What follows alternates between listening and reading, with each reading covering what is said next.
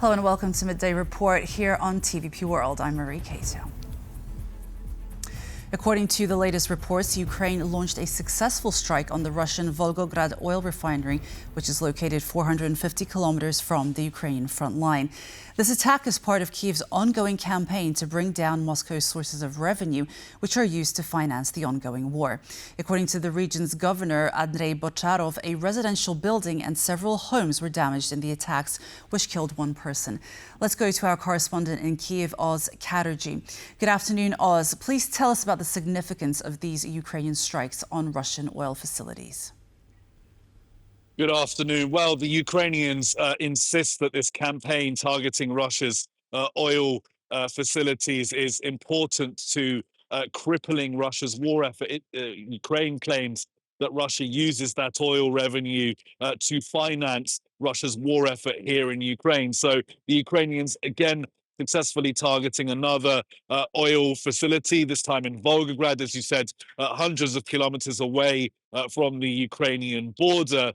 Now, this facility reportedly produces up to 5% of Russia's oil production. So this is quite a significant attack, but all of these attacks have been with in mind to cripple Russia's energy infrastructure. This wasn't the only attack of its kind. Overnight, they also attacked Volgograd energy facility there and also an oil depot in Crimea. Now, that was on the energy side of things. When it comes to military targets, Ukraine also targeted airports overnight, targeting what is believed to be a drone base in the Russian-occupied Donetsk region. So another campaign of successfully targeting Russian infrastructure. Now, elsewhere in Ukraine, the Ukrainian High Command is still resisting calls to withdraw from Pokrovsk in eastern Ukraine, which is under sustained Russian attack. The Russians desperately trying to capture Pokrovsk. We have reports coming in today, video showing a Ukrainian flag being raised above a city council building in Pokrovsk. But still, the Ukrainians are under major pressure in that region. And there have been calls from both within inside Ukraine and outside for the Ukrainian High Command to consider withdrawing from Pokrovsk, something they have been reluctant to as they concentrate firepower in that region to try and repel this Russian attack on the city. Still much more fighting predicted to come, but the Ukrainians are very much hoping that they can hold out in Pokrovsk for as long as possible. Back to you in the studio, Marie. Oz Katerji reporting for us from Kyiv. Thanks so much. Poland's Foreign Minister Radosław Sikorski weighed in on the financial aid being provided to Ukraine during his exclusive interview with TVP World. He said that while he was hopeful for continued U.S. military intelligence support, Europe is now the most prominent source of financing for Kyiv, which should be reflected in the EU's position in upcoming peace talks. I hope the US will continue to supply Ukraine with intelligence data. Of course, Poland pays for the Starlink terminals and the ammunition for US weapons to do with anti-aircraft and deep strikes capabilities are also important. Europe mostly pays for that, and that's why I think Europe should be more prominent in negotiating a future settlement. On Thursday, the Polish Ministry of Defense announced its launch of a new voluntary military training program for everyone. Poland's Defense Minister Władysław Kosiniak-Kamysz emphasized that this military training will be available to primary school-aged children all the way through to senior members of Polish society. The pilot program will be launched before the end of the month. Alex Sumlinsky reports. On Thursday, Poland's Defense Minister Władysław Kosiniak-Kamysz announced the launch of a pilot program for a universal defense training program. He emphasized that implementing the program is a way to build social resilience, provide information, and teach essential skills to anyone who wants to benefit from this type of training. The training will be available to all Polish citizens who wish to participate, including the youngest, in primary and secondary schools. It will also be available to working people and businesses, offering both individual and group training. Senior citizens will also be able to benefit from the training and preparation. Several modules will be launched in November of this year. The pilot phase will begin on November 22nd, and we are ready to handle several thousand people this year. Full readiness will be achieved by early next year. There is currently no compulsory military service or mobilization in Poland. Those interested in serving their nation can join the professional armed forces or the territorial defense forces, which play an increasingly important role in the country's defense system. In November and December of this year alone, we will train around 20,000 people through individual training programs. The total number of participants trained during these 2 months across all forms of training will reach approximately 100,000. In 2026, we plan to train around 400,000 people in total, through individual and group training, within military educational programs, reserve training initiatives, and as part of the voluntary basic military service.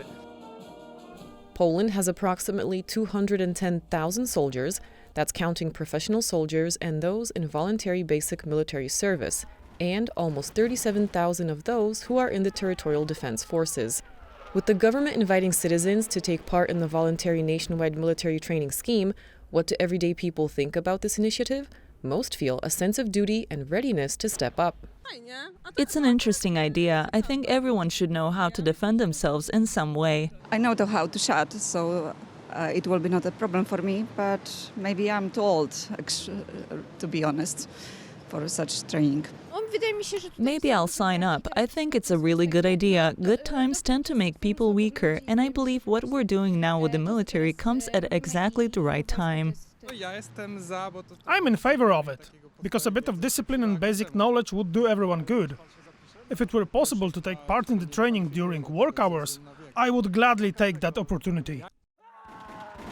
Poland's defense minister has emphasized that Poland's security relies not only on a strong army and international alliances, but also on the strength of society. He noted that knowledge, the ability to respond to threats, and awareness of the procedures to follow in emergency situations are crucial. Poland's security capability is about to take its next big leap. The country's first military satellites will soon be launched, and now we know when. The country's defense minister, Władysław Kosiniak-Kamysz, has announced they are expected to reach orbit on November the 10th. 3, 2, 1, ignition. SpaceX's Falcon 9 rocket will carry Poland's first military satellites to space in a matter of days, advancing the country's security and defense capabilities. We are modernizing our army, the largest transformation in history, with the largest budget ever of over 46 billion euros next year. We are about to send the first Polish military satellites into space, which are to be in orbit on November 10th. Among the satellites to be launched is one developed by the Finnish satellite tech company ICEYE, co-founded by Poland's Rafał Modrzewski. ICEYE specializes in synthetic aperture radar satellites, which provide reliable satellite imagery regardless of weather conditions or the time of day, bound to strengthen Poland's security. We can see the movements, for example, of the army in satellite images, right? So we can see how the enemy is approaching, for example, our border. ICEYE is already collaborating with Kyiv. Notably, it supplied Ukraine with imagery of Russian troops ahead of Moscow's 2022 full-scale invasion, helping the country fight Russian aggression. Aside from the ICEYE satellite, 3 nano-satellites developed through the Polish Imaging Satellites project, initiated by the Ministry of Defense, will be launched the same day. The Belgian defense minister has said that his country needs more counter-drone capabilities. The remarks came on Thursday as the Belgian government met for an emergency meeting after drone sightings paralyzed air traffic in the country. Belgium has held a National Security Council meeting after a series of drone incursions on Tuesday. We need more counter-drone capabilities, and that's what I'm suggesting. I have a concrete plan. The country's top officials, as well as military and intelligence officers, showed up for the meeting. We will discuss a report of the situation and will suggest a number of things. We also have proposals to make from the Interior Ministry. Tuesday's drone sightings forced closures of airports and a military airbase in Belgium. The case is not isolated. Similar incidents have occurred lately in several European countries. It's not just Belgian legislation at play here. We are largely dependent on a European directive, so there's also work to be done on that broader European level. Some officials have said that the recent drone incursions above airports and military bases are part of Russia's hybrid warfare against the West. The Kremlin denies any involvement. Slovakia is in talks with Poland to secure a supply of natural gas. The country has been under tremendous pressure to find alternative sources of the supply of the commodity due to its heavy reliance on Moscow. Slovakia has a problem. It consumes too much Russian gas. Around 90% of the fuel comes from Moscow, and Slovakians know it. Slovakia is currently facing a serious problem as it is being pressured to disconnect from oil and gas supplies coming from the Russian Federation as soon as possible. And disconnect soon it may. According to Reuters, Slovakia is in talks with Poland to secure an alternative supply of gas. Poland is uniquely positioned to do this due to the countries being connected via a pipeline that was completed in 2022. If the talks with Slovakia pan out, and depending on the size of the contract itself, Poland may soon start playing the role of a regional gas hub. Poland has for the past decade been investing heavily in import capabilities. The country has built a pipeline transporting gas from Norway, constructed one LNG terminal and commissioned another, with total capacity more than enough to serve neighboring countries. To some extent, the country is already a gas hub, sending supplies to Ukraine due to Russia bombing the country's gas fields. Poland can export natural gas to other countries in the region, and the Czech Republic comes to mind as one example. However, this would require some investment in infrastructure. Another possibility is Moldova, which could be supplied via an existing network of connections. In theory, Slovakia could get all the supply it needs from Poland. The gas itself would come from the US in the form of LNG and be offloaded at the Świnoujście terminal. According to Reuters, a deal could be announced at a major energy conference in Athens on Friday.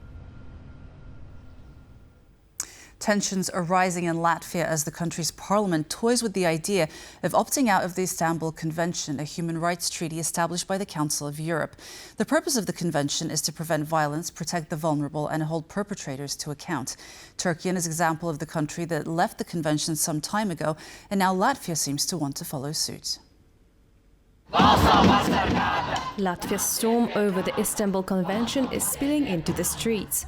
Thousands are expected to rally in Riga on Thursday against plans to withdraw from the European Treaty protecting women from violence. The law, passed on October 30th, has sparked outrage and international criticism, turning a legal debate into a fight over Latvia's values. President Edgars Rinkēvičs has sent the bill back to Parliament. Lawmakers have now postponed the final decision until after next year's election, pushing responsibility to the next parliament, but not diffusing public anger. For many, the move feels like a step backward. The Istanbul Convention, ratified by over 40 nations, aims to prevent gender-based violence and promote equality. Women's rights groups say Latvia's withdrawal would put victims at risk.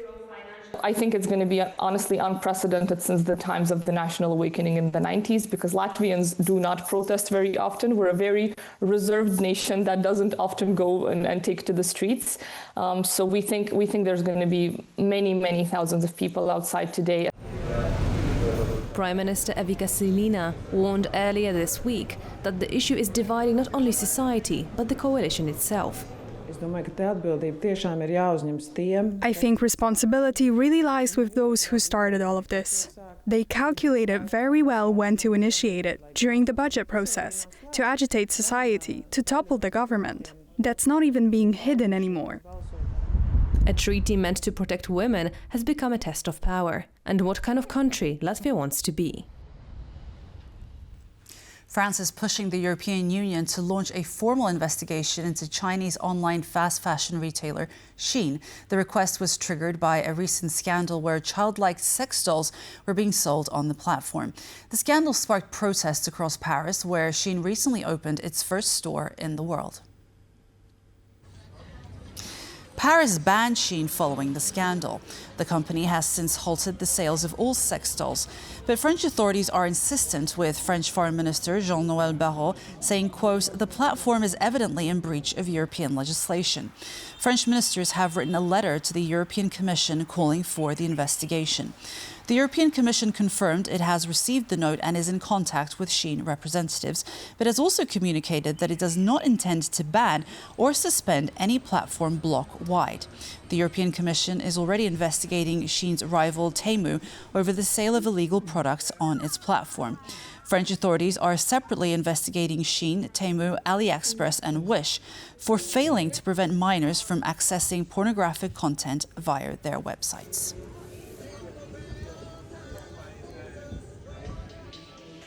And that's all for Midday Report. Thank you for joining us and stay tuned for more on TVP World. Goodbye.